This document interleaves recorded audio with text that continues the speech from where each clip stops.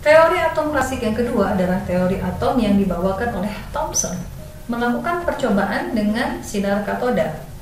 Apa yang Thomson kemukakan dengan percobaannya adalah bahwa atom memiliki unsur partikel pembentuk, bahwa atom memiliki partikel pembentuk yang memiliki muatan negatif yang disebut dengan elektron.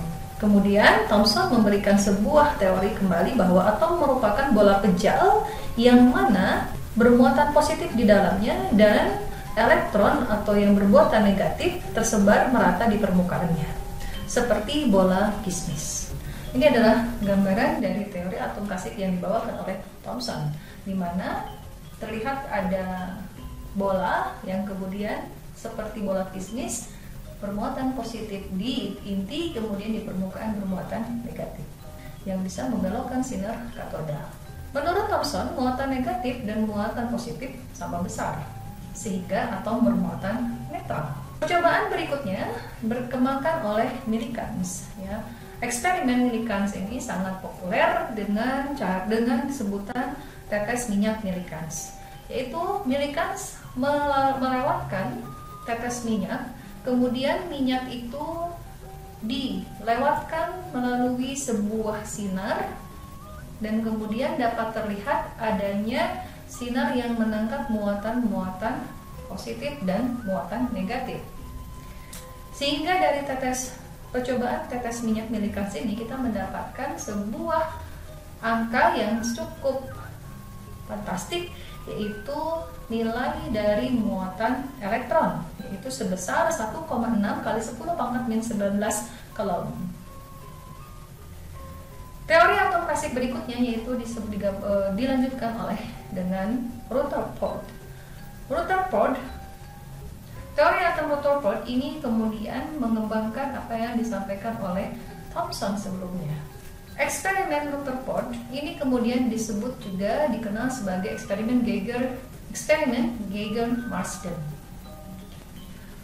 Lempengan emas yang ditembak oleh sinar laser, kemudian dari sana Rutherford menemukan adanya bagian yang membelokkan sinar alfa dan ada yang kemudian meneruskan sinar alfa. Sebagian besar dari atom merupakan permukaan yang kosong atau hampa.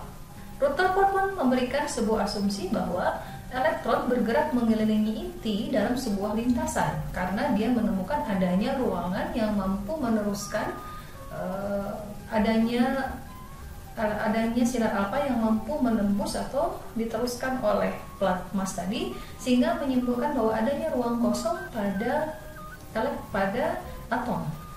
Apa yang disampaikan oleh Rutherford tidak jauh berbeda dengan Thomson, hanya saja lebih kepada dengan Thomson bahwa inti bermuatan positif. Teori atom Rutherford ini kemudian ditangkap dengan sangat baik, dikembangkan berikutnya oleh Chadwick, di mana Chadwick menemukan adanya subatom ketiga yang bermuatan netral, di mana menemukan permasalahan pada atom hidrogen dan atom helium. Teori yang berikutnya berkembang yaitu adalah teori atom modern. Teori atom modern ini ditandai oleh Bohr. Bohr ini menggabungkan antara teori atom klasik dengan teori kuantum Planck. Bohr, teori kuantum Planck yang menyatakan bahwa adanya gelombang. Bohr menyambungkan antara bagaimana sesungguhnya elektron pun bersikap atau memiliki karakteristik sebagaimana gelombang. Karakteristik gelombang ini diterapkan di dalam elektron. Bohr kemudian membuat sebuah postulat di mana dengan teori kuantum Planck yang dia dapatkan bahwa atom-atom molekul dapat memancarkan jumlah atau paket energi terkecil yang dapat dipancarkan oleh sebuah elektron dalam bentuk radiasi elektromagnetik disebut dengan kuantum. Bagaimana kemudian model atom Bohr mengembangkan atau mengkombinasikan model atom Rutherford dengan teori kuantum Planck ini? Model atom Bohr juga mengemukakan yang pertama kali adalah bahwa elektron hanya memiliki energi spesifik.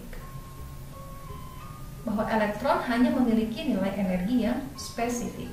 Yang kedua, elektron mampu mengalami perubahan posisi atau tingkat energi.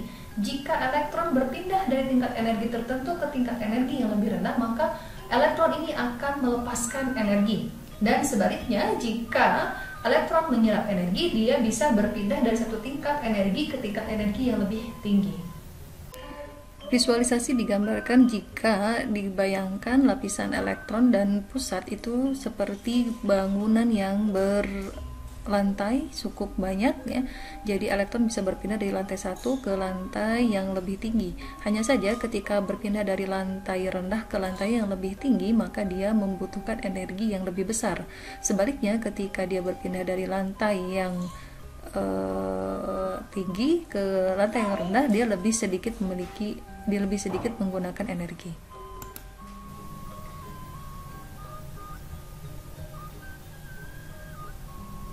Dan kita kenal ini sebagai nilai kuantum, angka kuantum.